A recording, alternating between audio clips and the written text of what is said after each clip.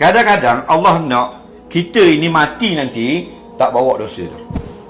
Nah, seorang ibu yang banyak melakukan dosa, Allah susahkan dia dengan dapat anak yang menyusahkan ibu. Supaya bila Nabi kata setiap musibah yang menyusahkan hamba Allah, Allah akan padamkan dosa dia, kafarah. Jadi mak dia nanti walaupun dapat anak 2 orang penagih dadah, mak dia bila mati nanti kosong daripada dosa. Apa yang menghapuskan dosa mak? Susahnya kelakuan anak 2 orang.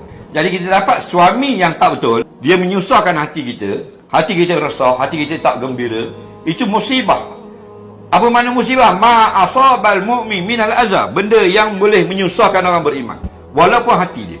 Nabi kata walaupun kita tercucuk duri yang halus, nak dapat pahala dan ampun dosa. Jadi kalau dapat suami yang macam ni, kita susah hati, tak senang hati, bersabar. Itulah antara pahala, iaitu Allah nak ampunkan dosa kita. Kita berjumpa dengan Allah nanti tidak ada dosa. Nampak? Ada mak yang pergi balai polis lah, anak kena lock up lah begitu, anak teruk perangai.